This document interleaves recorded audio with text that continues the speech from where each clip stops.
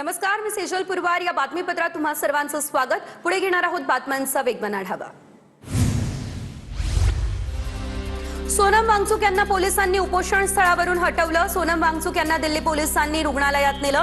पोलिसांनी वांगचुक यांना रुग्णालयात नेल्यानंतर मोठा गोंधळ झाला. जंतर मंतरवर मोठ्या संख्येने पोलीस देखील कोशिश कर रहे हैं. हायकोर्टाचा आदेश आणि डॉक्टरांचा सल्ला यानेच वांगचुक यांना उपचारासाठी रुग्णालयात नेण्यात आलं. दिल्ली पोलिसांची ही माहिती. वांगचुक यांना रुग्णालयात नेत असताना आंदोलकांनी अडथळा आणण्याचाही प्रयत्न केला. दिल्ली पोलिसांचा हा आरोप. सोनम वांगचुक यांच्या पत्नी रुग्णालय प्रशासनावरती संतापल्या. माझा फोन मला परत का देत नाहीये? वांगचुक यांच्या पत्नीचा संताप. पतीला भेटू देखील दिलं जात नाही, त्यामुळे वांगचुक यांच्या पत्नी संतापल्या. सोनम वांगचुक यांच्या उपोषणाबाबत सुप्रीम कोर्टामध्ये याचिका. आंदोलनाला परवानगी देण्याची याचिकेमध्ये मागणी. आंदोलन करण्याचा प्रत्येकाला अधिकार, याचिकेमध्ये हा उल्लेख. दिल्ली पोलीस आरएसएसचे गुंड. मोदींची हुकुमशाही आम्ही आता खपवून घेणार नाही. कॉक्रोच जनता पार्टीचे संस्थापक अभिजित दिपकेंची टीका. सोनम वांगचुक यांना उपोषण स्थळावरती जबरदस्तीने उठवलं असा दिपके यांचा हा आरोप. मला मित्राच्या घरी पोलिसांनी मारहाण करत नजरकैदेत ठेवलं. मला नजरकैदेत ठेवून वांगचुक यांना उपोषण स्थळावरून हटवलं. अभिजित दिपकेंचा आरोप. वांगचुक यांना उपोषण स्थळावरून हटवलं, त्यानंतर पोलिसांनी मला सोडलं. अभिजित दिपके यांची ही माहिती. वांगचुक यांना ताब्यात घेतल्यानंतर दिपके आमरण उपोषणाला बसणार. सीजेपीचे संस्थापक अभिजित दिपकेंकडून आमरण उपोषणाची घोषणा. आजपासून मी उपोषणाला बसणार. 20 जुलैचं आंदोलन होणारच, दिपके यांचं हे विधान. आंदोलन उधळवण्याऐवजी मोदी सरकारनं वांगचुक यांना भेटायला हवं होतं. सोनम वांगचुक यांना उपोषणावरून हटवल्यानंतर केजरीवालांची ही प्रतिक्रिया. आंदोलन उधळण्याऐवजी देशातील परीक्षा व्यवस्था सुधारा, केजरीवालांचे हे वक्तव्य. सोनम वांगचुक यांना अटक केली तरी आंदोलन सुरू राहणार. 20 दिवसांपासून दिल्लीमध्ये आंदोलन, पण उपोषण स्थळावरती सरकारमधून कुणीही भेट देत नाही. शरद पवारांचा केंद्र सरकारवरती हा निशाणा. सोनम वांगचुक यांना ताब्यात घेण्याची ऑर्डर पोलिसांनी दाखवावी. वांगचुक यांच्या प्रकृतीची काळजी होती तर आधीच बोलायला हवं होतं. वांगचुक यांना जंतर मंतरवरून हटवलं, त्यानंतर उद्धव ठाकरेंची सरकारवरती ही सडकून टीका. बळाचा वापर करून भारतातील लोकशाही निर्लज्जपणे पायदळी तुडवली जातीये, त्यामुळे हे सर्व काही जगही बघतोय. एखाद्या अकार्यक्षम मंत्र्याविरुद्ध विद्यार्थ्यांनी केलेली शांततापूर्ण निदर्शनं आता सहन होत नाहीये. सोनम वांगचुक यांना उपोषणावरून हटवल्यानंतर आदित्य ठाकरे यांचं या संदर्भात ट्विट. 4 ते 5 लोक साध्या वेशामध्ये येऊन वांगचुक यांना उचलून घेऊन गेले. आंदोलकांवरती हात उचलता ही कोणती दडपशाही? सोनम वांगचुक यांना हटवल्याच्या प्रकारावर अमित ठाकरे यांची ही संतप्त प्रतिक्रिया. शिवीगाळ करा, मारहाण करा असं कोर्ट बोलेल का? तर दिल्ली पोलिसांच्या कारवाईवरून अमित ठाकरे यांचा हा सवाल. धर्मेंद्र प्रधान यांचा राजीनामा नाही, पण वांगचुक यांना जबरदस्तीने उचललं. ठाकरेंच्या आंदोलनावरचं लक्ष हटवण्यासाठी दिल्लीमध्ये कारवाई. सरकारला इतकी काळजी होती तर वांगचुक यांच्याशी बोलायला हवं होतं. संजय राऊतांचा केंद्र सरकारवरती हा निशाणा. सोनम वांगचुक यांचं उपोषण चिरडणं निंदनीय. केंद्र सरकारच्या पतनाची ही सुरुवात. सोनम वांगचुक यांचं आंदोलन चिरडण्यावरती अंबादास दानवे यांची ही प्रतिक्रिया. सरकारने भीतीपोटी वांगचुक यांना ताब्यात घेतलं. 20 तारखेला संसदेवर मोर्चा होता, त्याची सरकारला भीती होती. सोनम वांगचुक यांना जबरदस्तीने हटवलं, त्यानंतर नाना पटोलेंची केंद्र सरकारवरती टीका. कोर्टातून ऑर्डर घेऊन तब्येतीचं कारण देत हे आंदोलन मोडलं. धर्मेंद्र प्रधान यांचा राजीनामा हा मूळ मुद्दा बाजूला ठेवला जातोय. या देशात आता हुकुमशाही सुरू झालेली आहे. सोनम वांगचुक यांचं आंदोलन मोडल्यानंतर सतेज पाटील यांची केंद्र सरकारवर सडकून टीका.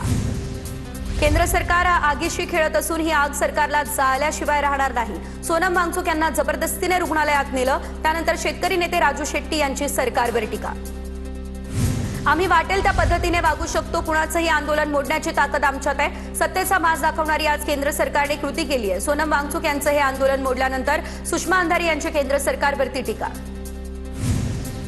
सरकारला संसदीय अधिवेशन महत्वाचं. 20 तारखेचं आंदोलन रोखण्याचा देखील प्रयत्न. वांगचुक यांच्या 21 दिवसांच्या उपोषणानंतर जबरदस्ती रुग्णालयामध्ये नेलं. अंजली दमानिया यांचा संताप. मनोज जरांगे यांचा सोनम वांगचुक यांच्या आंदोलनाला पाठिंबा. पंतप्रधान नरेंद्र मोदींनी शिक्षण मंत्र्यांना ताबडतोब बडतर्फ करावं, मनोज जरांगे यांची मागणी. केंद्र सरकारसाठी विद्यार्थी महत्वाचे की मंत्री? मनोज जरांगेंचा सवाल. दिल्लीतील जंतर मंतरवर सोनम वांगचुक यांचं 21 दिवसांपासून उपोषण अद्यापही सुरूच.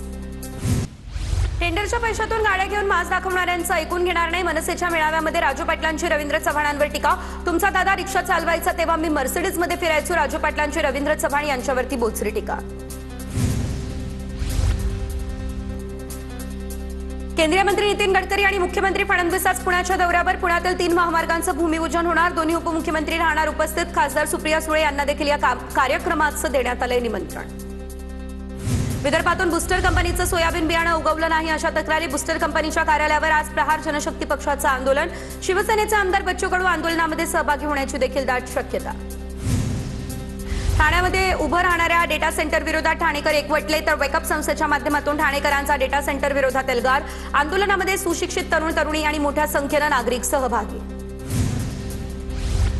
अल्पवयीन मुलीच्या हत्येच्या घटनेच्या निषेधार्थ आज वर्धा बंदची हाक. सकाळपासून वर्धा शहरातील सर्व दुकानं बंद.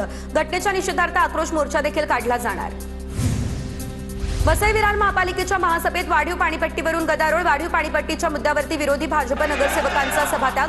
पाणीपट्टीच्या मुद्द्यावर चर्चा न करता भाजप नगरसेवकांची जोरदार घोषणाबाजी.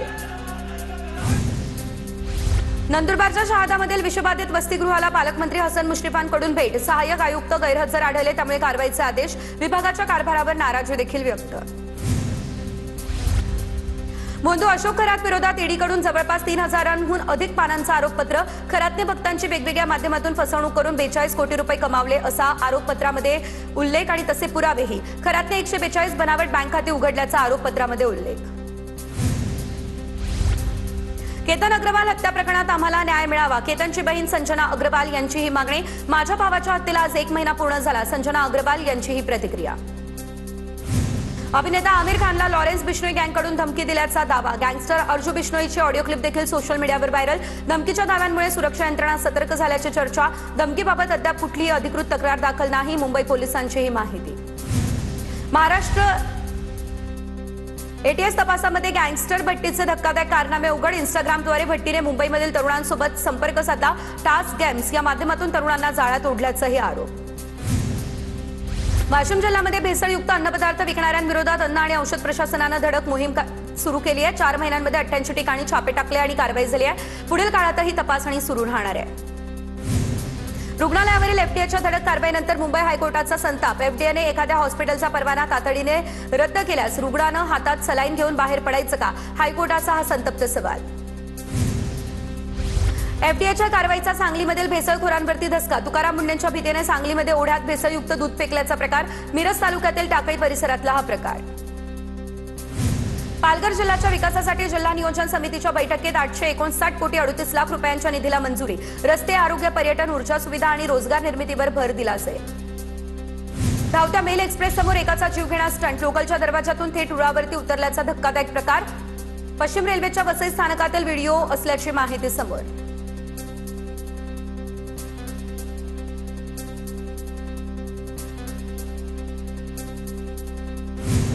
कल्याणहून दादरच्या दिशेने जाणाऱ्या एसी लोकलमध्ये गळती. एसी लोकलमध्ये पाण्याची गळती होत असल्यानं प्रवाशांना नाहक त्रास. आधीच उशिरानं धावणाऱ्या एसी लोकलमध्ये गळतीची समस्या.